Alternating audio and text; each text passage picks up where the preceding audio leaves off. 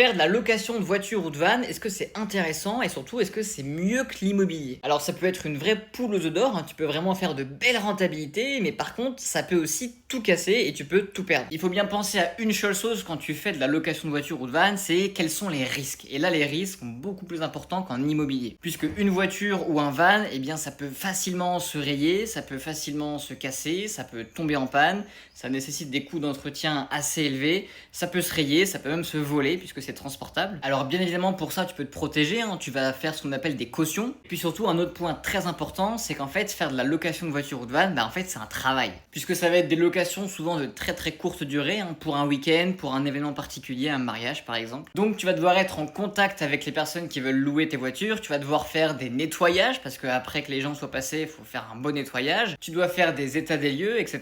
Et donc tout ça forcément ça va te prendre du temps, donc c'est un vrai boulot. L'immobilier aussi c'est un vrai boulot parce que si tu fais de l'Airbnb, là aussi tu vas devoir faire le ménage, accueillir les clients, etc. Donc à mon sens, l'immobilier ça reste mieux pour les personnes non initiées parce qu'en plus tu vas pouvoir te former assez facilement, alors que la location de voiture ou de van c'est un peu plus niché et à mon avis il faut laisser ça entre les mains de vrais experts.